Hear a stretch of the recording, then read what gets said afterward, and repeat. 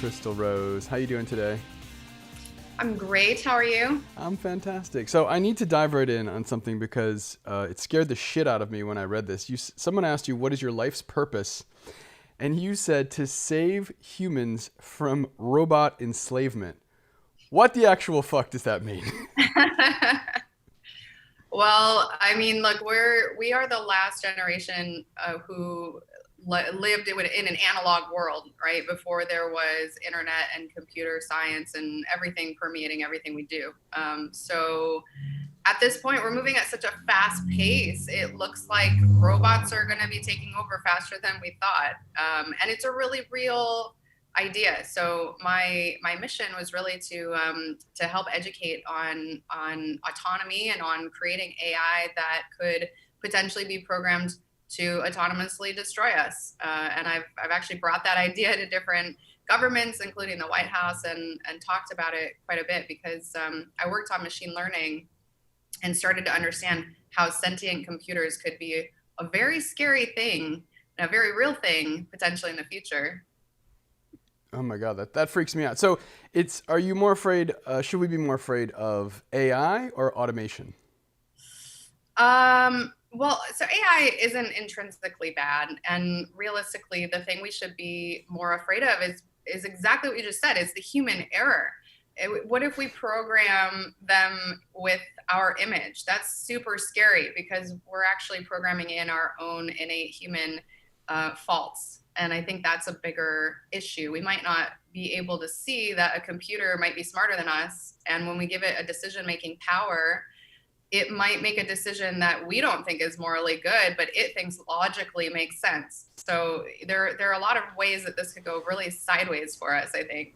Wow. So, wow, it freaks me out. So it's funny that you're saying creating these incredible, powerful technologies. Do you feel like there is kind of this God complex amongst coders and programmers? And I mean, people such as yourself are literally shaping the way that the world will be. It's really scary what the power is that AI has. So one of the things I think is interesting is that we encounter it every single day.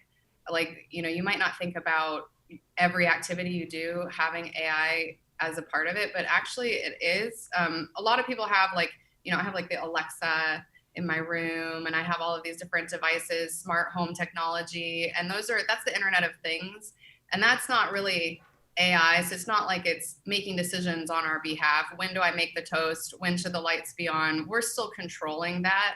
But when you do put in a layer of those decision-making powers, then it becomes a little bit different. And today that is only expressed in like Google, for instance. There are algorithms that are running in the background, or Facebook. Every time you put up a photo, it's getting scanned by really smart AI to understand what is the context. We don't even understand that that's going on in the background, and that's even more powerful. Is maybe more centralized control with humans that might not have the best intentions might be worse for us than some AI making bad decisions on Yeah. breakfast. So I just watched The Social Dilemma, which scared the shit out of me, which kind of talks a lot about that. And, everyone was afraid of AI is coming, AI is coming. AI is here, clearly. And it's just getting better at learning you, is what it seems. And I feel like it will eventually usurp your decision making or add on to your decision making. Oh God, my robot's telling me when to make toast. I don't know if I'm ready for that. And it's just a funny thing. We can have drones delivering our packages, and that's a really real feature as well. And there are so many ways that can go wrong. But the bigger power is really the amassed data. Like, that's a great movie, and there are others that show what happens with the social control that is happening with these incumbent, super large scale networks. The Great Hack is another really good one, and it's just showing how that movie focuses on how Facebook has political influence because of the ability to influence and even modify your behavior. That's pretty scary. That scares me more. Putting the wrong people in positions of power because we have the ability to manipulate the masses through social media scares me more than a drone that might accidentally attack me today. No, I completely agree with that, because if you look at just the way that in the last election, how much Facebook especially did have a role, and it's feeding you more of the same. And people have done this. People have gone in and said, like, I'm going to do, I think Ari Shafir, the comedian, said, I'm just going to keep searching cat videos, and everything I type is cat videos. And then he just kept getting more cat videos, and they keep that information, and it's very siloed, and you're not seeing anything outside of what you think you want. So it's kind of like Americans with sugar. We just keep getting more and more and more, and you just keep getting addicted to the same thing. Well, the social networks want you to be addicted to fear is the number one addiction because it's the thing that drives us the most. So there's a really good hack here, which is don't ever react negatively to a post. Like just stop using any emojis. Remember when there was only one button? You could actually only press one thing, which is like. If you don't like it, that is a zero. Go back to binary times. 0 and 1 existed for a reason. 1 is an input, 0 is the absence of input. If you feel negatively about something, just don't engage, because that is the biggest thing that they latch onto is your fear and your hate. And if you can avoid it and only show the things you like, it will, first of all, improve your life experience because you'll just be a happier person. But also it just won't give them that ammunition. Like they're really using it against you. Even the like button, which I was watching on the Social Dilemma, the guy was saying who invented it, it was supposed to start out as just like a positive thing, like, cool, I like it. And like, now it's like, if we don't get enough likes, now we're measuring our success and our progress.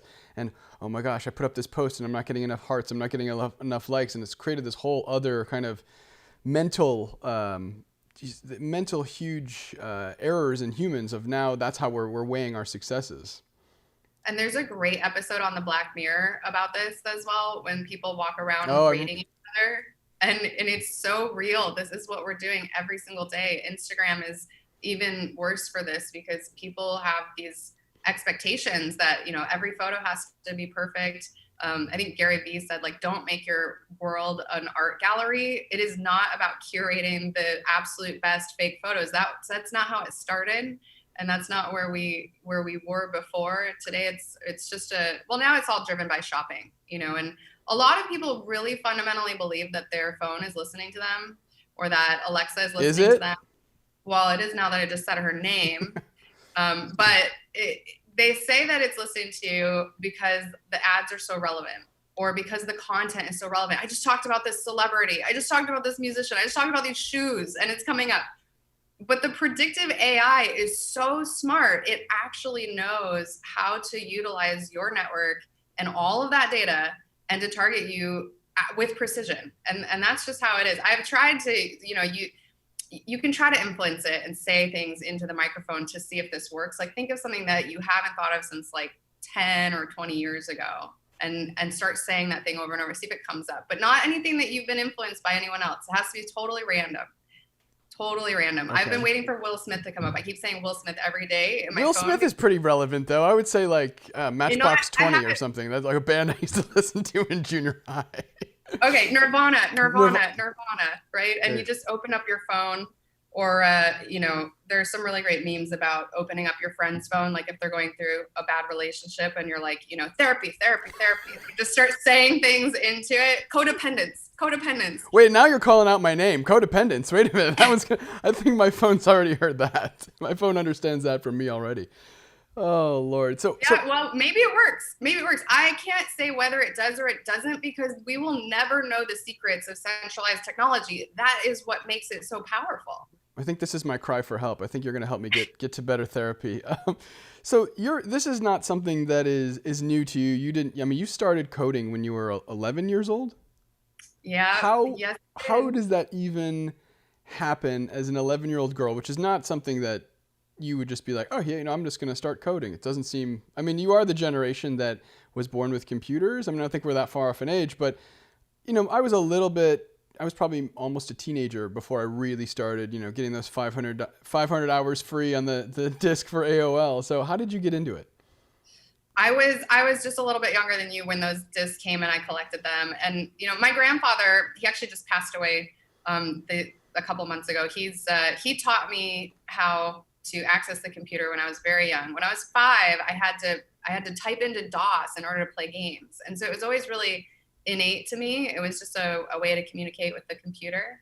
At 10, my mom fortunately gave me a computer with a modem in my room. So Good old by dial-up. 11, I had already created an entire persona and luckily found really good people. I was actually in AOL anonymous chat rooms, and I found someone who was willing to teach me HTML. And at that point, I had a lot of friendly contacts who, it was a completely ambiguous identity. You don't know my age, you don't know my location. I presented myself as just a different person. And, by 14, I already had an online business, designing and selling websites. So wait a minute. So That's a scary place for a 11-year-old to be in a. And I remember the old chat room world where you'd go in and you'd trade things and you'd talk to people and there was creepers in there and you never knew who was who and what was what. So that's insanely.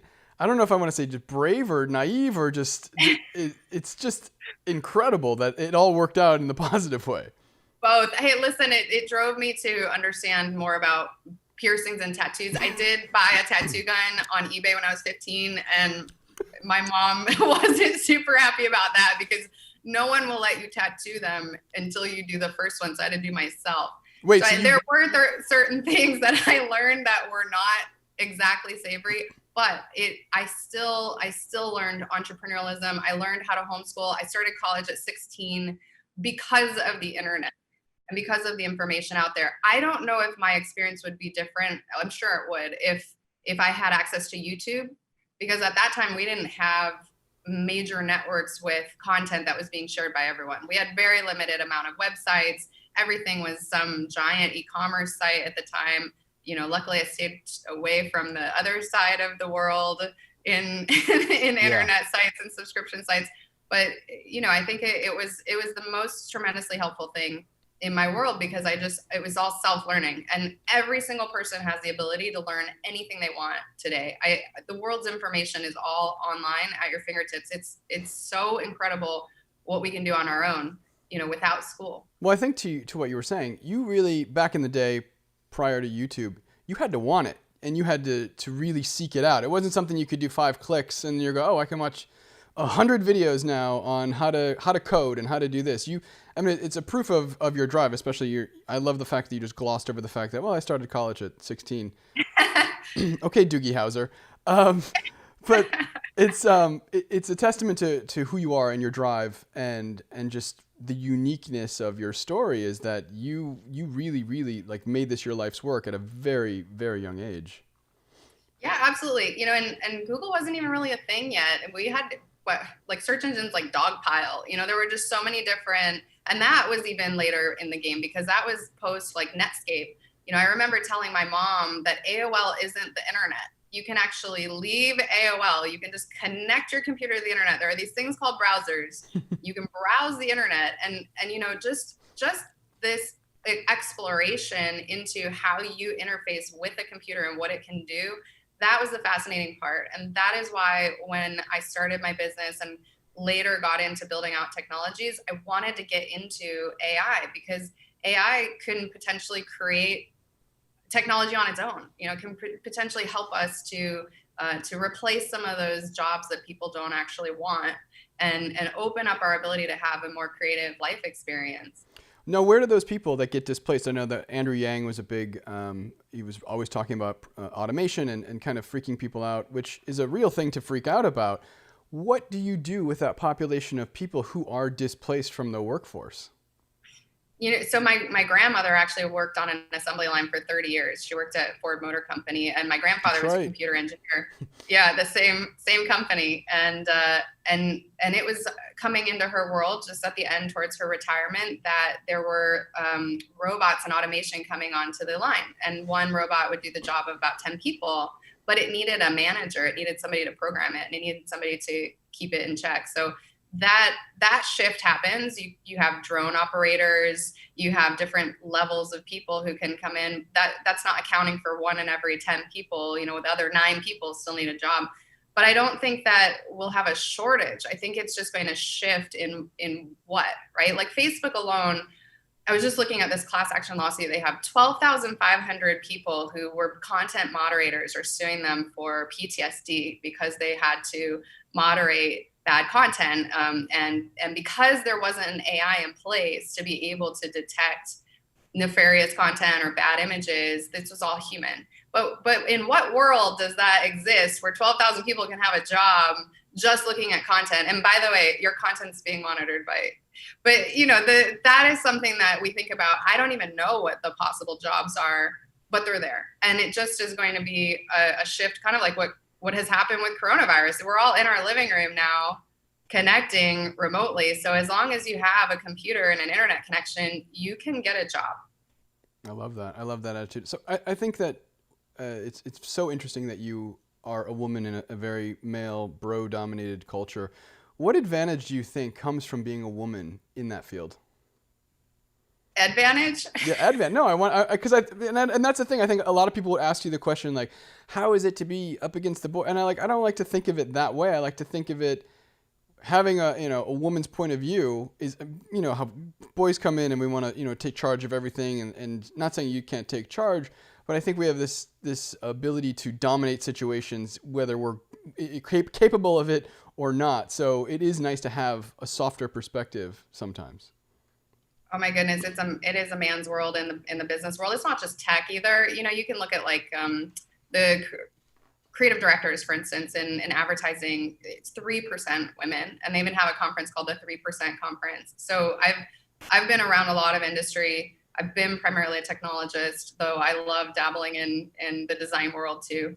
And everything is male dominated. The conferences, marketing is a little bit more on the female side, but I think you're right. I think the A-type personality and like the alpha dog mentality is really a male trait. And that's I think where we need a balance that's not just about our gender, but it needs to transcend the masculine and feminine balance. Men need to be a little bit more heart open and emotional. Women need to be a little bit more maybe like logical and analytical and okay with shutting off emotions, because you cannot bring emotions to a boardroom. I tried. I was pregnant in my board meetings before. But I've always maintained composure. And actually, I never noticed, for a really long time, I never noticed that I was the only woman in the room. When I was 18, I started doing these hackathons, which are basically, a group of people come together to code for a weekend and create some product. And there's usually a contest. And at the end, someone wins a prize for the best thing that was created. And you can do that with a business. You can do that with a product. But I would go and I would code. And I would show up, and out of 100 men, there would be 3 or 4 women, and I would be the only one coding. The other ones would be working at the booths for the sponsors. Wow. And so but nobody actually like bothered me about it. I didn't notice I was the only woman in the room until someone started asking these questions. And then I started leaning into mentoring for things like Girls Who Code. When that became a thing a few years ago, I would help them to learn HTML and just kind of encourage women into engineering, because engineering is analytical, it is logical, it is difficult, and you have to have resiliency to failure. Like, one thing I know now that I have an 18-month-old baby is that babies are resilient to failure. They will climb things, fall, try anything, and boys much more than girls. When you code, you fail 99 times before you finally succeed on the last 100th time. And on that time, you're like, oh man, how did that work? I don't even know why it succeeded. And that's actually one of the biggest character traits, I think, out of a developer that I respect the most, is the resiliency to failure. You can fail so many times and continue going on. Having a 2-year-old, I know that struggle, and it is the hard thing too. I'm reading or just read an amazing book called The Coddling of the American Mind. And it's something that I've been told by other people is you have to let your children fail, and you have to let them struggle, and you can't, and I feel like that is appropriate for anything you want to learn. If someone just showed you how to do it, yeah, there are advantages to that, but really understanding the nuance and all the nuts and bolts that take you to getting all those 100 failures before you really got that beautiful line of code, then you go, oh, I know exactly what not to do for the next time. Because if someone just shows you, then you know that way, but you don't really necessarily know how the house is built. Exactly. It's just like that. And you were talking about hacking. So who should we be more afraid of? China or Russia? Or should we not be afraid at all? It's different reasons and different worlds. I feel like on an economic level, China is a little bit more scary, and just in terms of, in my own lifetime, watching industry completely move to China. I just tried to buy a pair of tennis shoes that were not made in China. and I bought a pair that were like designed in Boulder, Colorado. And I was like, oh, this looks really promising. But it's just like Apple products. It's designed in California and it's assembled. made. Yeah. Yeah. And I think that's actually worse than attacking our systems. Like, great, good on whoever can figure out how to hack incumbent centralized systems, because they are fundamentally flawed. And exposing the fact that Twitter has God mode, or that the admins can access any password, is actually a really good thing, because that gives them way too much power. So I don't mind so much on the hacking. And if you are using the same password on all the sites that you visit, like, you kind of have it coming. There are really great tools out there. You don't have to use an easy password. That's my mom. My mom probably has the same password for everything. Use a sentence. The best thing you can do is use a sentence that's like 10 words long, and you'll remember it. Use some like lyrics to a song, and it'll take 100 million years for it to get hacked. Like, you won't. Yeah, quantum computing is coming anyways. So like, just imagine that. I'm more afraid of who gets there first, and I don't know who is a leader in that, but quantum computing will essentially render most of our encryption useless. So the encryption we use today, quantum computing is gonna be like, haha, I advanced faster than you. So just for the way that it can hack in a faster way and be able to repeat password iterations to be able to hack into your system? Exactly. There are some tools, if you search like, like what's a safe password, you can type something in, it'll show you how many years it would take to crack it with our current tools. Quantum computing just put a major amplifier on that, like many thousands of times faster. Jesus. And I feel like if you're Googling, is this a safe password, then that password's now gone because it's learned by something else. Yeah. They usually have that. They'll have those tools, but I like using password managers. I won't say which one, but there's so many out there that we'll talk offline. There's no reason for you to be using insecure things. And it's not just passwords. I think hacking, identity theft is probably more scary than just getting an account hacked. And that's really easy, actually. It's pretty easy to hack through tools like Amazon, like calling customer service. I did a social hack on myself. I tried to see how long would it take to port my phone number away from my carrier without knowing my own information. I don't even understand what you just said. Okay, so that phone numbers are used for authentication in the way of like, let me text you and make sure it's secure. Right. The two-part authentication. Now, what's the number one thing that you put on public media? Like, let's say a business card. Your phone number. Your phone number. So you're essentially giving away what should be treated like a social security number on anything that's public. You put it on your business card, you put it on forms, you put it on every account that you create, you put it on your membership rewards card at the stores that you like. And that number is now intrinsically tied to your identity. And so what happens if that two-factor authentication is tied to your bank account, or tied to, even worse, your cryptocurrency account? And cryptocurrency can never be reversed. A person can socially hack the carrier and take your number and port it to another carrier, and you will never get it back.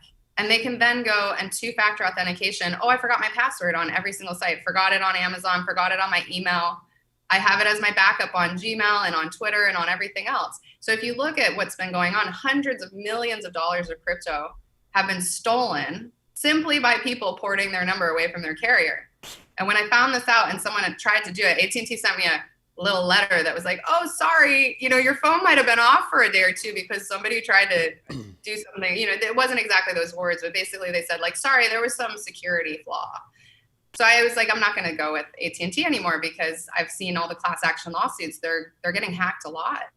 And I ported my own number away in 7 phone calls. Wow. So what you're saying is, if you find a boy or a girl that's really cute, don't give them your phone number. I'm saying use those burner numbers, because your phone number is like a really, private thing, actually. And we're using them for two purposes, and it's just wrong. I think the smartest thing that happened to modern phones, and Android first and now iPhone caught up, dual SIM cards. Get 2 phone numbers, the phone number that you want the people that you love to know, and the phone number that you want everybody else to know, including forms and stores. Also a phone number that if you didn't want to give your number to somebody, you could give them that number and it would work out. There you go. Yeah, they have a lot of services like that, have a lot of phone numbers. Google had a thing called Google Voice that I think still exists, but same thing. There are a million ways to obscure your phone number, or simply just stop using your phone number as security. Use like the Google Authenticator is a good backup for that. Just a different tool. And like most people don't even know this information at all unless you have crypto and you have been part of an exchange that had a security flaw or gotten these emails. Like most people aren't even aware that this happens. So speaking of encryption, it's a good lead into the incredible product that you created, SenseChat, because that's a very highly encrypted, end-to-end encrypted, from what I understand about it. And I'm going to probably butcher it because I don't understand blockchain, and I'm going to have you hold my hand and walk me through that process. But there seems to be a problem with encryption and security. So was that the reason? Like, why design that product over the myriad of products that you could have designed? It actually goes back to my first major product, which was 5 years ago, that are now going on 6 years ago, that was a chatbot network. So have you ever seen, if you're in a messenger like Facebook Messenger, a business will talk to you, or a bot of some kind? I do it with Amazon all the time and I complain. Yeah, exactly. So we created a network of chatbots that worked across all messengers. We had everything from Slack to Facebook Messenger, Telegram, Kik, which doesn't exist anymore, but was the largest messenger for teenagers at the time. We had an interoperable messenger, meaning if I texted, including text, this is how I learned about your phone number. So if I texted our service called Sensei, then you could get a message on Facebook Messenger, and we don't even need to know where the other person is. We can actually have a conversation. And so what we were doing was creating this conduit between all the messengers. We were opening it up so anyone could chat, but we did it with context, meaning like if I wanted to talk to somebody about, I don't know, the books that you're mentioning, or like maybe the movie, we want to talk to somebody about this movie, we can put it in and it'll find somebody to chat with us. So it kind of was a throwback to my original AOL chat room days, anonymous chat room, because it found people based on interest. So we were really playing off the interest graph. We were really playing off the fact that there are a lot of people out there that are lonely using Tinder, but they just want to chat. They don't really actually want to meet up with everybody. They kind of just want like human connection. So this was an experiment in human connection. We actually ended up with millions of users on every platform, and tens of millions of messages on every platform. And that actually created a lot of data.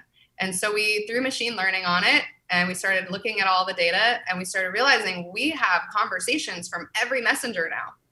And we're able to scan it and understand information about people. And what ended up happening was that it became a little bit scary because a lot of people send photos, and those photos needed AI to scan them to understand what's in them if we were going to moderate the content, just like Facebook. And we had to make a moral decision. Should we moderate content or censor content between people in a private messenger? And what gives us the right to do that? And Facebook Messenger actually will, it does read and scan all of your messages. They call it for your protection. This is kind of, if we're talking about China, this is very China-like in the sense that they're monitoring everything that you do. It's like someone tapping a phone call. You have to have a warrant and all these other things for someone to be able to listen in. But yet these companies, because I'm sure that you signed it away in that agreement that nobody reads and scrolls to the bottom and then just hits agree, that they can essentially tap you whenever they want. Exactly. And not only did Facebook have that data, so did all the bots like us. Like our system was able to tap into it. This is where there's a dilemma, because the developers have a direct access as long as you have connected with our service. So, Facebook launched this thing called M, which allows it so that if I were like, hey, Dean, do you want to get lunch, around 12? It would pop up and say, do you want to put this in your calendar for 12 p.m.? And then if you said, yeah, that sounds great, let's go down the block to the Italian place, then it'll say, would you like me to order an Uber? And so they launched this tool that started to not only read our conversation, but help us in a way. It's a virtual assistant. So that's kind of cool. But it also is kind of weird that it knows that Crystal and Dean are going to get together, and it knows everything about our conversation together. And so you just don't want to put anything private in that messenger. Well, I've noticed even through my SMS, or just texting, that if someone sends me their address, I get into my car and I plug my phone into the car, and it'll pop up and ask me if I want directions to that address. It's like, holy, that seems like it is a new feature that I haven't noticed in maybe the last couple of months. And I was like, oh my God, it's insanely helpful, but you're also like, oh my God, like you're looking around like, what the fuck is going on? Yeah. Well, that's all Apple. That's sort of a closed garden, but at the same time, you have to understand that all the data that you put into those messengers, SMS is actually the worst out of all of them, because if you have an iPhone, it uses iMessage. And then there's also this thing called the SMS protocol, meaning if somebody has an Android, it goes over like a raw line. It's the most easily intercepted of all of the messages. It's kind of like email. Email is not encrypted. Right. So learning all this information was hugely impactful on the new decision that was made. In 2017, we decided we either have to monetize the company by selling all of this data and compromise our values and integrity, because we know your identity and it's attached. And the companies that want to buy the data want your identity. Facebook wants to know all of the people on Kik, and they want to know all the people on Telegram, because those users were not on their platform. Mm-hmm. So that was a decision that could have been made. But the decision I thought was better was, why don't we use all this information and create a better tool? So we did a hard pivot. We went 180. We decided to never take anyone's data at all. What if we had a messenger that actually does not listen to you, does not spy on you, does not store your data, and can promise you that it can't be taken in transit either? So you have something totally secure. And it wasn't because I think that privacy is necessary because people need to hide. A lot of people ask that question. They're like, well, if you have a private messenger, aren't you going to enable terrorists? Like, isn't that where people are going to go? And that's not the point about it. Privacy is a right. It's not an American. I mean, yeah, it should be a human right, but it definitely for Americans, it's a right to have a right to privacy. Exactly. And so what if I want to use a messenger that doesn't need to know the context of my conversation for convenience? Like, I will not stop using iMessage because it's a super convenient tool. It has cute emojis. And everybody has it. Well, most people have it. Anyways, most people I want to be friends with anyway have the yeah, but you have to just be aware that there are certain things that you probably don't want to be stored forever, because that's what happens with these messengers too. They have data centers that have an unlimited amount of space, and they don't know how they might want to use your data in the future. So why not just store it? Because that seems like the right thing to do. All those questionable photos that people send, and even if you delete it, early on Snapchat got hacked, and it was found that these images that were supposed to like explode, they do on the front end, but they didn't on the back end. They were still holding on to them, and when they got hacked, a lot of photos were exposed. And in the end, most people are like, well, I don't care because my data is probably anonymized. Like, it doesn't matter. Nobody cares about me, the individual. Like, I'm just like one person. Like, what does it matter? But actually, there are companies bigger than Facebook that buy the data from them. And those companies take that information and do things like inform insurance companies or mortgage lenders. Wow. And your data keeps just getting passed on. And it's like, the way I like to think about it is like, if you get into like a pillow fight with somebody, and like, let's say we're fighting with a pillow and it explodes and there's feathers everywhere. Like this is part of a fantasy. Keep talking. This is a pillow fight. Yeah, it's like fun for 5 seconds and then it gets really geeky. But it's like all those feathers that go everywhere, especially I guess like if there's oil involved, it's gonna be sticking to everything. And you're just not going to be able to go walk around and collect all of the data trail that you've left all over the place. But what you don't understand is that there is someone who does put it all together. And I don't know what the purposes could be, but what I do know is that I'd like a place where I don't have to hand over my data just to use the platform. So the reason we created SenseChat and the reason we use blockchain, because blockchain allows us to create an economy around it. One of the biggest issues, like there's a saying that's like, if you're using a free product, then you are the product. Yeah. And that's true, because how else are they going to monetize? And it's not just because they're displaying ads. I miss the days of the internet when there was like a banner ad and it had no targeting whatsoever. It was just like, a view is what they were using as a metric. But today it's so hyper targeted and it's so manipulative, that the advertising is a really big problem, but it's not just ads. They're making more money on the back end. Grubhub is a really good one because Grubhub sends you food, but they make more money on selling your data every time they send you food than they do on the delivery itself. So I think their acquisition was something like $6 billion. I don't want to misquote. I think $6 to $8 billion recently. They're kind of assholes though. I don't like Grubhub because they fuck over the restaurant business because they charge them so much money to have that service. and they're already, I mean, especially now with coronavirus, you'd think that a company like that would give somebody a break. In my industry, you know, I'm in food and beverage and and hotels, got, you know, completely decimated, and then they were still making their money. And I guess there is a, you know, that's the thing you signed up for, but at the end of the day, it's just there was no social responsibility to their people. They should be paying the restaurant and you based on what they can make off your data. And so someone else has it in their interest to know what food you have and at what time and at what location. And you just don't know why. Same thing with like 23andMe. I gave over my DNA data because I really wanted to know my family. You know, my mom was adopted, so I really wanted to know who's out there in my world and connect with them on Facebook. You know, I use these tools. But what I realized was that they are selling my data set. They're selling my DNA, and they can get $350 every time. So they should pay me. I don't see why I'm paying for the kit. And also I get no upside and I get no royalty on my own DNA data. It makes absolutely no sense to me. Yeah. They're a multi-billion dollar company and my data is valuable, and yet I'm not part of the process. And that is exactly what's happening on every social network. We are not being brought in as part of the process. So there's a super misalignment between the platform and the user of the platform. And today that's being fixed. Like Web 3.0 is coming.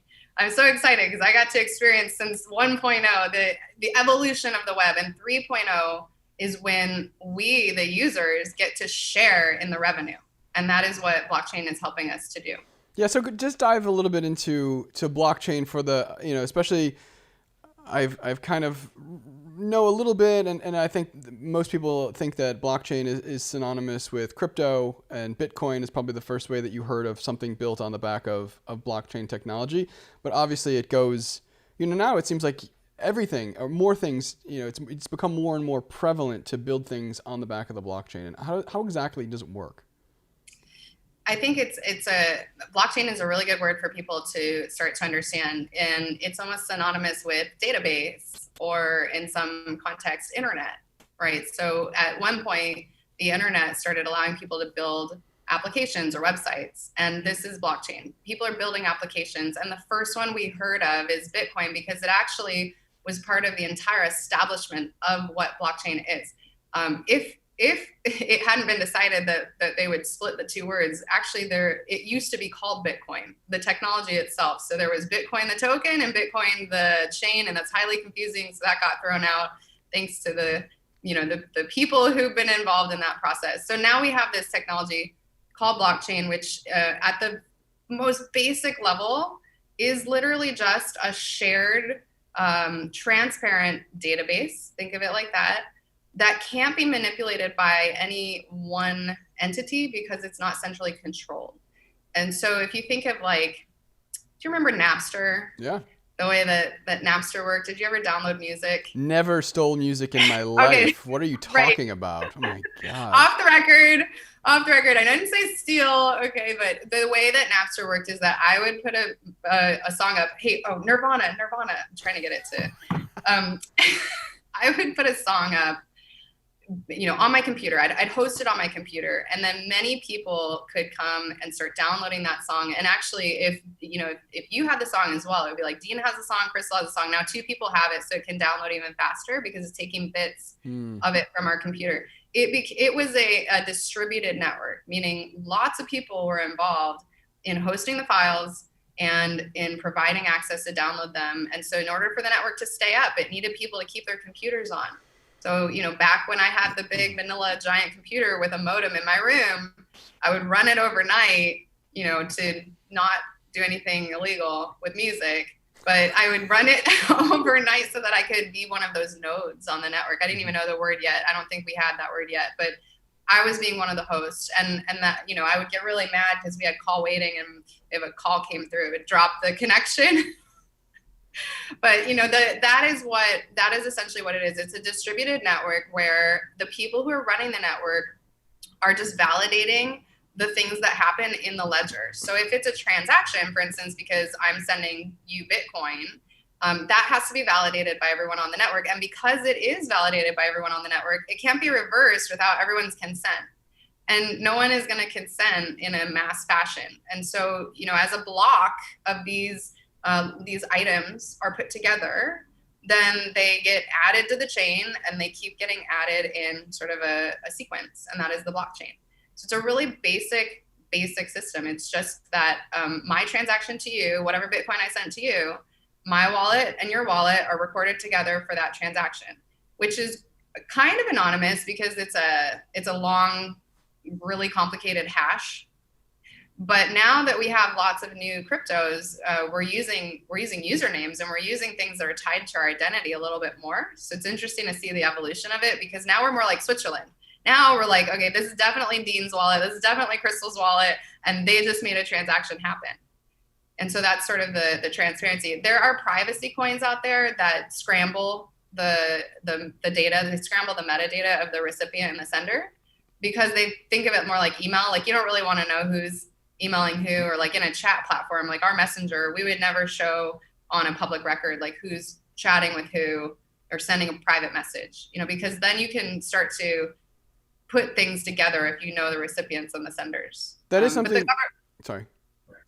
Go ahead. Oh, yeah, go ahead. No, I was going to say that's something that I saw a little demo of Sense, and I think that's one of the things you see, like with I guess a competitor would be WhatsApp, right?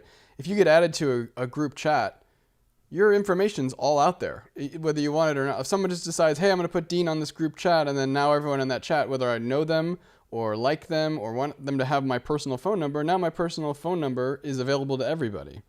See, again, you don't want to use your phone number on these networks, because that is actually another really good way to hack people, is to get into these groups and to just download the list. If you go to your WhatsApp groups and you go into the details, you can actually download a CSV of every message and every bit of media, including every person's phone number associated with that message, into a giant file. I don't know why they allow this, but you're right, I guess, as a member of the channel. Their groups are tapped at 256 users, because they actually do encrypt. I'll say, WhatsApp, I respect the original founders a lot. They were purchased by Facebook, and they had a pretty big battle about how they would handle encryption. But they started using this thing called Whisper Protocol, which is what the app Signal uses. And out of all the other messengers, if I weren't to promote my own, I would say Signal is the best. And WhatsApp's not too bad, but that little issue about my phone number getting exposed to every single person is something I'm not super comfortable with. I totally agree with you. I think that Whisper technology sounds nefarious already. So, that's the thing. It's like privacy isn't necessarily something we have to hide. Like, it's your choice. It's your right. Like, if you want to go to Burning Man and just wear pasties and stand up on stage and, you can do that, because it's your right to choose when you expose yourself. But these platforms don't give you the right to choose. That's the problem. They're not giving you the right to decide when you're private and not private. And I think that's something that's just missing. But that's something that WhatsApp touts, though, is that end-to-end encryption and super secure. So how does your platform differ? Yeah, so end-to-end encryption is great, and we absolutely respect the fact that they're using that. SenseChat, we have end-to-end encryption as well. There's a small difference. So on many messengers that are encrypted, and by the way, Telegram is not one. Your messages are not encrypted. We were talking about Russia, so I'm just kind of a quick throwback. But if you think that it's a super secure encrypted messenger, that's what a lot of people think. It's actually not encrypted at all, and really insecure. And they also use your phone number. But so let's go to the secure messengers. The ones that encrypt, usually in order to have encryption, so I write the message gets encrypted somewhere. It gets encrypted on the server. Hopefully it gets encrypted before it's sent. It's called in transit, because if it doesn't, somebody can intercept it in the middle, if they're sophisticated enough. But if it can be encrypted on my device before it even gets sent to you, then it's encrypted both in transit and at rest on the server. It'll sit on the server and wait. When is Dean coming online? Like, I don't know if you remember this too. Back when there was like ICQ and AOL, in order for us to chat, we actually had to both be online. You see that green bubble pop up and you're like, yeah, let's go. Finally, and like, this is what made you sit there. So I spent a lot of my teenage years just like behind the screen. And that was a big part of it too, is if you want to chat with someone, you have to be coordinated, because there were not servers sitting there storing your data. It was actually truly peer-to-peer. My message went straight to you. It's just like chatting in person. And this is the same as crypto. It's like I send it, it goes to you. There's nobody in between holding our thing, like the bank or like a messenger holding your message today. But today I can send you a message and you don't have to be online. The server will hold it. It'll deliver it. It'll wait for you. In encryption, though, Dean gets the message and it's unencrypted when it gets to Dean's phone. So you have to have the key as well. I have a key. You have a key. We're both encrypting it and decrypting it. This is why email can't be encrypted because email has too many clients that it uses. Like we'd have to use the exact same software for an email to be encrypted. Email is like one of the most insecure communication channels on the planet. Don't ever put anything personal like your ID or your passport or like don't attach things, put them on a Dropbox and link it, So in end-to-end encryption, there has to be keys. Somebody has to unlock the data. The challenge with most of the centralized services that are encrypted is they hold the keys on your behalf because you're probably irresponsible and don't know how to hold the keys. So if you've ever had Bitcoin or any crypto, you have private keys. If you lose those private keys, your crypto's gone forever. I lose my keys all the time, my actual physical keys. So maybe I'm not someone who can be trusted. Right? So it's difficult because how can we make sure that a person can use a service without the forgot password button? What happens if you forget your password? What happens if you forget? And we just talked about passwords. Like they're so, unless you're using the same one, maybe it's difficult. So the services have, in your benefit, decided they'll keep the keys. And then that actually gives them a potential backdoor into the encryption and the data. For instance, if let's say the government comes and issues a subpoena and says, actually, we need to know what those conversations were, we think that there's bad activity. So then the platform has the responsibility to hand over the data and they can unencrypt it. Or you're like Apple and you say, fuck you. Yeah, thanks, Apple. And now there's executive orders to potentially stop encryption. And that's actually, scary. Yeah, there are a couple that are out there in Congress right now, and if it happens, it renders our business actually doing the illegal activity. We're protecting your data, and the government says that might not be okay. That's insanity. Yeah, they're doing it in the name of protection for like there are several things, but mostly it's like child sexual abuse material is what and that's totally valid. And I'm not saying that that's something we should not be doing. We should definitely be protecting kids on the internet. Today's internet is not the internet I had when I was 10 and 11. There are way more predators and it is a bad thing, but I don't think that the solution is cut all encryption off of every tool. Less freedom is never the option. Less privacy, less freedom is not the way. And that's the thing. And once they have that, it doesn't ever get given back. They don't go, oh, we have a thing that it's better now and now we can. It's never going back. If they take it from you, it will never, ever go back to you. It's very difficult. And there's always been a struggle with encryption because the data cannot be read, and that's something that we wanted to solve for as well. We really don't want the data. All of the experience that we had before, we don't want to be responsible for it. So in order for us to hold your data, SenseChat just stores the data for as long as it's needed to make sure that it can get delivered. We don't want it on the servers. It's messy. It's too complicated for us. So what you lose in that is if you decide to log out of the messenger, you might lose all your conversations because they're stored on your local device. So here's the difference. Let's go back to end-to-end encryption. Dean's keys belong on Dean's device. Crystal's keys belong on Crystal's device. So my keys are there waiting to unencrypt the data.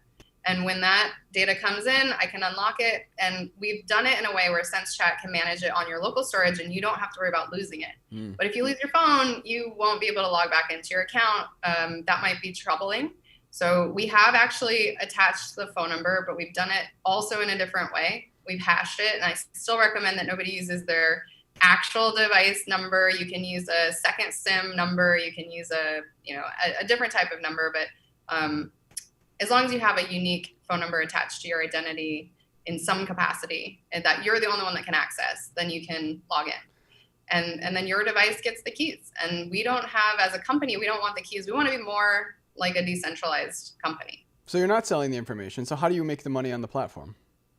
That's where the amazing blockchain comes in, and we have an economy. So Sense is powered by a token. It's called the Sense token.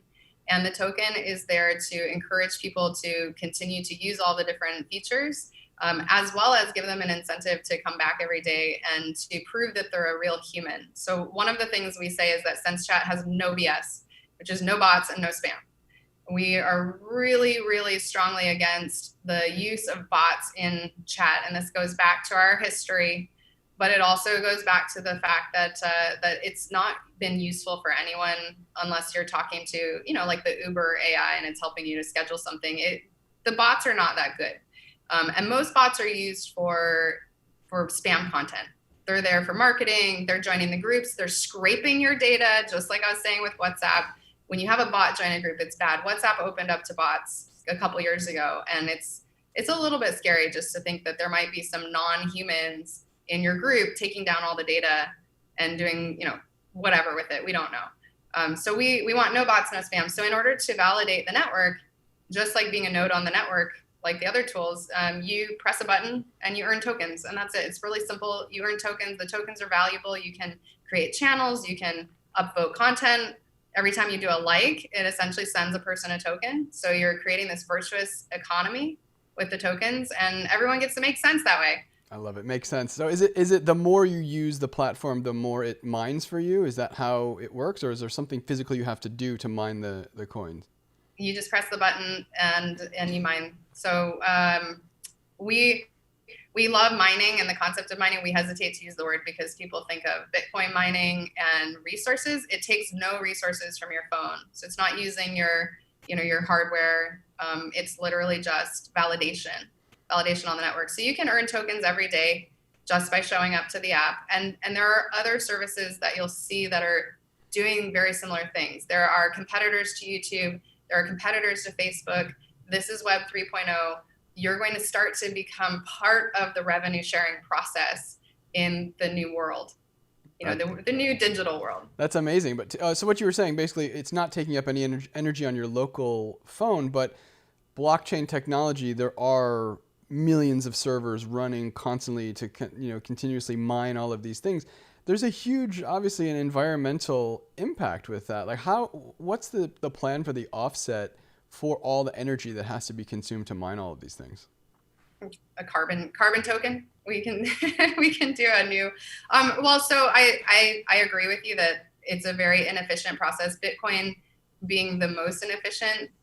We are on top of a blockchain called EOS, and it uses a different type of mining. So the original type of mining is called proof of work, which is basically run as many servers as possible to solve complex math problems, and those complex math problems will help us to secure the network.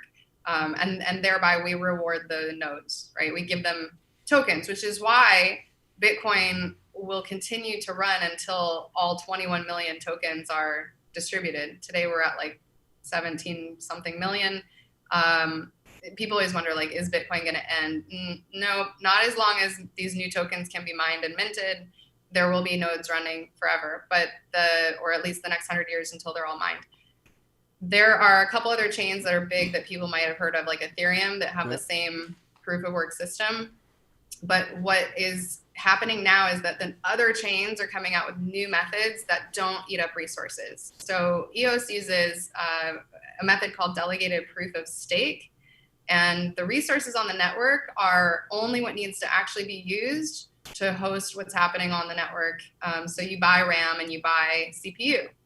So I know this because I started a node operator as well. So, of course going back to too many men in technology, not enough women, I guess, would be the thing. Not too many men. There should just be more humans, by the way, not necessarily too many of any gender. I just think we don't need more women in tech. We need more people in tech, because actually it'll help us to have a faster, better future. But I started a blockchain node operator when the EOS blockchain was being launched in 2018, and we called it SheOS. So it was the she in EOS. It was the female operating system. And it was 10 women who were all influential in the space. We've been named in the top 10 women in blockchain and Forbes. We were VCs, founders, and around the world. And we came together to create some servers to start mining on this network. And we took the profit and we put it into scholarships for women in tech. Amazing. So that was a big, and it was an experiment as well to see what is it like to be a miner. What is the revenue like, and what's going on in the network? People are taking the tokens. What do they do with them? Are they taking them out? Are they putting them back in? And then we just started mining a few other chains. Unfortunately, with that chain, over 2 years, it got taken over by big exchanges, and still today, blockchain is very nascent, and Bitcoin is the earliest, but is flawed. We're still, I think, evolving it, and we still need to get the process right, because it still is getting closer and closer to centralized as more people create bigger data centers to do these things. And I don't think that data farms are the right solution at all, unless maybe they're powered by solar. There you go. No, so how important do you think, I mean, obviously for you, it seems like it's a big priority is to have this social responsibility and give back. It doesn't seem as if there's a lot of tech giving back. You hear about, people not paying their fair share of taxes, people not having, making the user the product.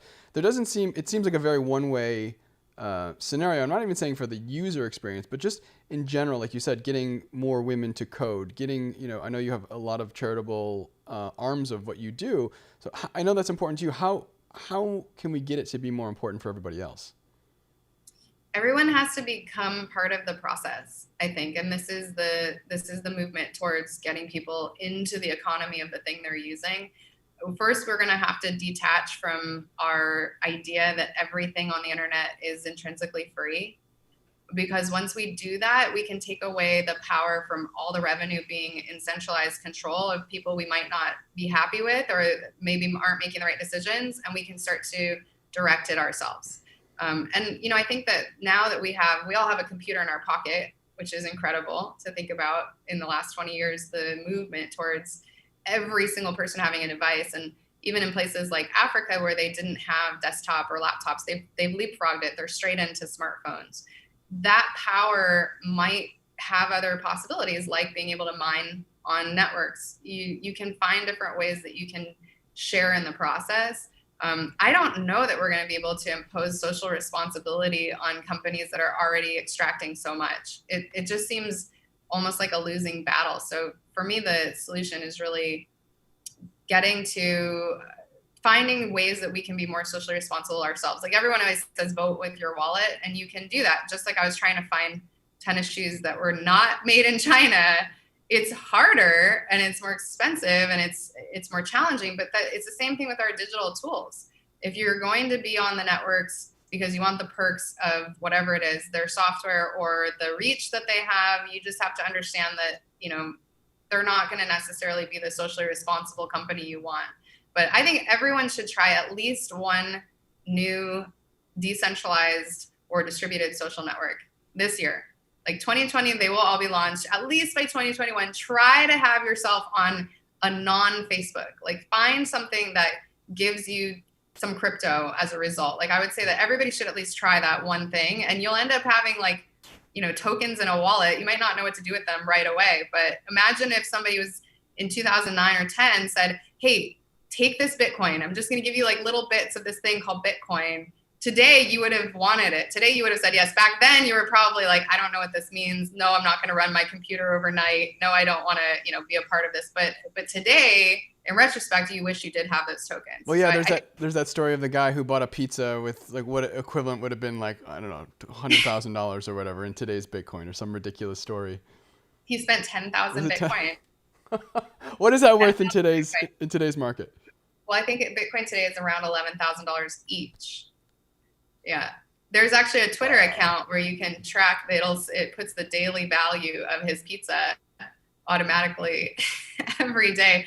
And so this is where I'm another part of my passion of why I think that we need a better way for people to manage their own passwords and keys and all of that. But it actually is like very personal to me as well, because I had Bitcoin on a cell phone that I lost, and I had never backed up my private key because I didn't really know at the time.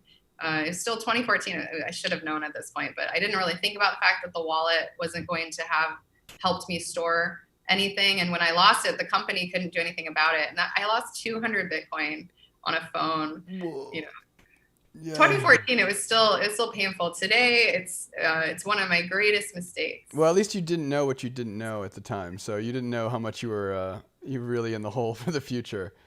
Yeah, I mean, I feel bad for the person that probably just like used the factory reset pin on that device and just wiped out that money. If you take one look at your IG page, there is a lot of fabulous photos of you at Burning Man. And this is something that I've never been. And I consulted with the tech company on a food tech startup a couple years ago. So I had a little taste and a little entree into that world, which if you've never been in that world, it's legitimately just, it's its own thing that you don't understand unless you actually get inside of it. And I remember everybody who was like all about Burning Man and we're burners and they had these cars and they had these outfits. Why is it so important to you? Burning Man has been a very big part of my life. So I feel like two things shaped me as a person. One is the internet, and two is Burning Man. And I was also fortunate, just like the internet, getting in very early.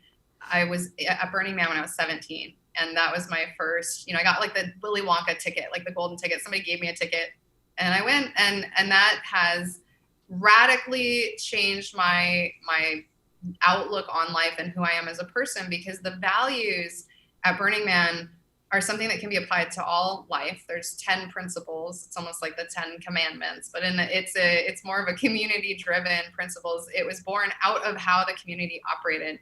And, going there, you have ultimate freedom. It's really Burning Man. The way I describe it to people that might not ever go would be, it's the largest interactive art gallery in the world. So Burning Man, single-handedly, if you love art, it is the greatest art experience you will ever have, because people have this wild, massive, open freedom of expression. There's sort of no boundaries because of space, and all of it, or most of it, is ephemeral. It's going to burn. It's just like the data on Sense Chat. We don't want it left over. You're in that experience, and then that experience is meant for just that time and just the people who are there. Everybody else gets a photo on Instagram. So that is, and today we have that. Back when I started going, we didn't have cell service, we didn't have internet, we had no connectivity, and it was a lot different. I was going to ask you, how do you feel like the evolution has been a positive one or a negative one? Because now I see the girls who are like, just look, it seems like it's now stacked up to be like every other girl in some thirst trap pose in some outfit, and it's now this kind of badge of honor, like, ooh, I was at Burning Man, and then like I'm supposed to be so cool, when that's not what it's for.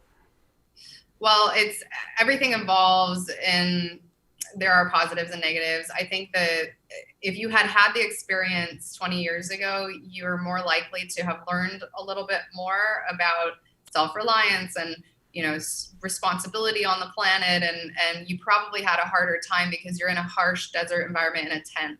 And today it's pretty overrun with RVs, we have generators, we have different elements of power. People have Wi-Fi networks that they bring out there. And, the outfits are definitely a sort of huge fashion, movement in and of itself. And I'm totally guilty of that. One of my pieces, I actually just posted this recently, was made out of a parachute. So I wanted to show sustainable couture, but that's another thing is, if you look at the picture offhand, you're like, wow, she has a really crazy outfit or an expensive, like, who made this? But if you look deeper, it was an experiment in sustainability. It was something that I wanted to do to express myself creatively. And it's a passion of mine. I actually really like fashion. Burning Man fashion has taken on its own world. But that also is because at Burning Man, everyone needs to be a participant. So at least they're not coming and just being tourists and just observing. At least they're coming and they're being a part of it. And if your main contribution is a really sparkly, amazing outfit, this rocket, like, go do that. I think that's okay. But everybody has a different experience, and for sure, something will slap you in the face. Like, having only porta potties as the only option at some point is going to teach people a lesson. At some point, you're going to figure out where your lessons are on the playa. It happens to everyone. And that, to me, that was the biggest transformation. I went from thinking I was going to a party to understanding how to build community, and understanding how to build community and be a part of an entire experience. That was the biggest transformation for me. That was like an entire family, and so I over time started helping to build camps, and over time started to contribute more and more. And this is where you wonder, why are people spending millions of dollars on these art cars or on these like speakers and on these camps and on these outfits? Why are they contributing that? And it's really, everyone's there to encourage each other to have this experience, you know, and it's just mind opening, heart opening. Hopefully you go there and you are transformed. And to the point of the transformation, though, how come it seems like all of those novel concepts that happen on the playa seems like they stay on the playa, where you talk about community building, and most of the people are tech entrepreneurs, most of the people are working in either VCs or startups, and you don't see that as much translate. Where is that community building, and why does it stop and stay on the playa? There's an element of anarchy in a way that exists out there, where it's like, you know, if I don't want to wear pants today, I'm not going to wear pants and nobody's going to stop me, you know. And I think that there's this different level of freedom. We get back into society and we conform completely. We put on a different outfit, we put on a different face, you know. I've seen so many people express themselves fully out there that I would have never realized. You're right, there's a lot of people that come from tech. I'll never forget seeing Eric Schmidt and hanging out in his camp and like getting to meet him, and a lot of people that I wouldn't have met otherwise. Elon Musk had his art car out there. A lot of people, even Zuckerberg's been out there, you know, handing out snow cones. Like there are a lot of people you might not expect. I met Paris Hilton. Well, I met her in Ibiza actually, but I saw her in Burning Man, and we had a lot of our friends. I have a picture that I posted with Usher. We were hanging out. It was his first time at Burning Man, and for a lot of the people who are walking through life with a persona, especially if you're recognized, when they get to go out there and throw on a costume or throw on a bandana, and just now, I guess the masks probably help everybody, but you get to walk through life in a different set of shoes. And it is really transformative, but there's this societal sort of conformity that exists when you are not at Burning Man that just doesn't seem to translate. We just don't seem to have this open, creative expression that can happen all the time, which is unfortunate. I think everyone should be able to do that. But it's just not, it's something that has ever seemed to blend or blur the lines. Well, you're gonna have to take me to Burning Man because you know, clothing optional is a big thing for me, so I'm all about that. I think that sounds great. You should definitely come. I mean, so this year was really challenging because it was the first year in 32 years that Burning Man has not happened. And last year was the first year it happened without the founder. Larry Harvey passed away the year before. I was there at the Smithsonian in DC. They actually opened an art exhibit. They took over the whole Smithsonian. And that was the first time I've ever seen Burning Man move into the conventional world. Smithsonian honored them and said, you are absolutely recognized as a historical part of America. And they put them in DC and they took over the entire place, including the shop, the store. It was all Burning Man goods. It was beautiful. And he had said, this is the epitome, like this is the top, the pinnacle of my life's work. And then 6 days later, he ended up in the hospital and never recovered. So that was a very big challenge. Burning Man has definitely seen a huge shift. And this year I was on the talk with the CEO, Marion, about what they're going to do, because they didn't know with the uncertainty of COVID if they were going to be able to continue.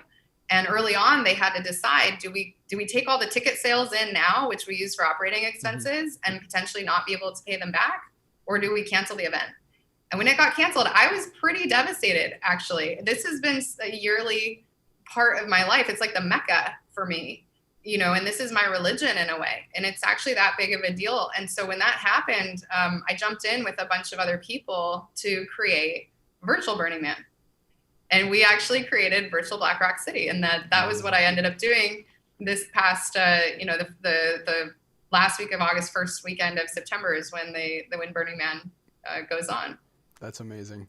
So how does that? So I'm assuming that helps you. You're a new mom, and I heard that you have some killer dad jokes. I want to hear one of those as well. But just tell me, like, what has it been like to be, you know, to be a mom and to be working at the pace that you do? It's definitely been challenging, but I'm really grateful now that we're a work from home culture. We shifted our company, Sense has moved out of our office completely as of March, and that's been really transformative. I have other team members who have kids, and we have all experienced the same thing. We get more time with our family. We're actually closer connected as a company because we know each other's kids, pets, you know, homes. You get to see where we are, and even though we're not physically connected, we're more connected than ever, just because of this sort of ability to connect at all times, and not really have a confine on the number of hours. So that's been helpful, and I've seen a lot of people move. I live in Puerto Rico now. I moved from LA, and I have my daughter here. It's amazing. We get the beach every day. Get the We tax have benefit. yeah, yeah, and I actually came here and started a nonprofit organization as well, and wanted to help the island, and I think Puerto Rico is a really cool place to be able to do things in terms of innovation, because it's sort of a captive place. It's an island. I've worked with the government here. I'm really excited about big projects here. And I think just as a kid, having a little child, it's really great to grow up on an island. You get nature, you get great weather, you get amazing, beach experiences. So I think it's been amazing. The hardest time is just being pregnant. Being a pregnant CEO, Aurora, my daughter, went to 10 countries in utero. Wow. So I was still running around the world speaking on stages at that point, all through pregnancy. And that was really a lot more difficult than her out in the world now. Running around is a little bit easier. And she jumps on my Zoom calls too. I love it. Well, that's good. It humanizes you. Then people know. I mean, everybody, like for me, I know that the quarantine situation has been, I went from working like 70 hours a week and just completely buried in it, and making time for my son, instead of now it's like I had such amazing quality time to bond. And especially at the age that our kids are at, those formative years where more important than anything is just you being there and giving them that love is 100%. yeah.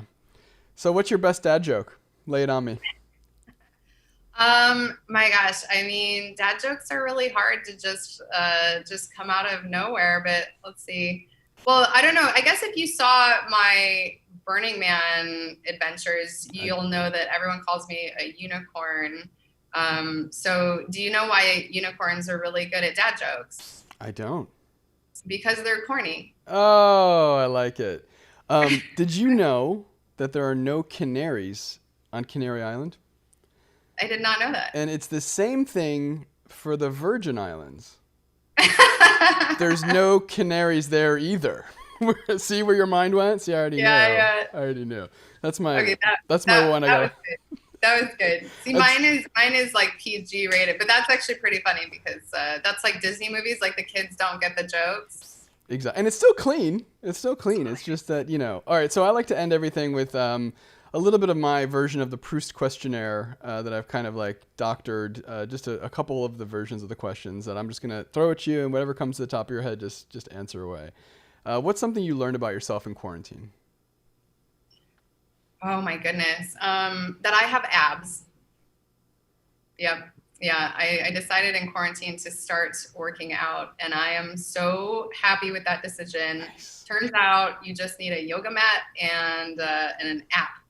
You are a woman after my own heart. And that's the thing that people don't realize, especially I'm sure you are finding out now too, that having that physical wellness helps your brain and it makes you more productive and makes you be able to work longer, code harder, and do all the things you need to do. Which historical figure do you identify most with? Now, historical means that they've already passed. Yeah, just someone in history that you feel connected with. Oh my goodness. Well, I feel mostly connected with like mythical figures. I like a lot of the Greek and Roman goddesses because I feel like they have a lot of attributes that really speak to me, and are people to look up to. I guess given if it's someone that's passed, like maybe Larry Harvey is the person on the top of my mind, probably because we're just talking about him, but I feel really connected with him there. Like we have the same mission, just like help build community around this idea of openness and sort of conscious awakening. I love it. Well, I named my son Atlas, so I feel you on all the mythology. Yeah, and I have Aurora, who is the goddess of the dawn. There you go. We should get them together. Absolutely. If you could change one thing about yourself, what would it be? If I could change one thing about myself, I would know more programming languages. Oh, I would know more languages in general. Actually, the thing I'm working on changing right now is learning Spanish. I want to be fluent and have a speech. So check in with me in 1 year. I want to be standing on stage speaking in Spanish because I really believe we need more languages. I'm on that same mission, and someone who works in kitchens all the time. I can speak enough Spanish to get by. Most of it is dirty because that's what you do when you're in the kitchen. But I'm on that goal, so I feel like you should be, or maybe I should be for you, just accountability buddies, and we'll just do some Zoom. I'll be like, "Hola, cómo estás?" Okay, sí, está bien. Okay. Bueno. Okay. What is your greatest fear? My greatest fear is being asked this question. My greatest fear, I think, is vulnerability of accepting that I have fear, because I really think, like, I'm afraid of fear. So I'm just going to be really meta about it. Mm-hmm. Fear freaks me out because fear is the one thing that inhibits us from progress. So, the moment that you're fearful about something, you just like freeze, and everyone has these visceral reactions. Like, I guess I don't know if I can use any bad words, but it's like there's an F word that you can also use. Yeah. So, but everyone has these fear-based reactions, whether you know it or not. All day long, it is coming at us, and I'm really afraid of the sort of external stimulus and manipulation by others. And I'm speaking to you, social networks, that are trying really hard to make me fearful in life. So wait, what's the phrase? Tell me the phrase. So when you experience fear, you have the three Fs. You freeze, you flee, or you can fuck, which is the way that you kind of like redirect your energy. I think it's just the three. Is there more? Freeze, flee. I think that pretty much sums it up. I'm fine with that. That sounds like a good resolution to come to at the end of that one. What's your most treasured possession? Well, my most treasured thing in my life is my daughter, but I don't see her as a possession, nor do I think any human should be any other human's possession. So at this point, let's see. I really value all of my devices, but I don't think I should say my iPhone is my most treasured possession. Probably the thing that I would call treasure is a ring that I just inherited from my mom who passed, which has the birthstones of all of my grandmother, grandfather, and all aunts and uncles in one place. And I just find that to be so meaningful and beautiful, just to carry your family with you. That's amazing. I love that. Family, as obviously being new parents, it becomes everything, which is, the way it should be. What is your motto?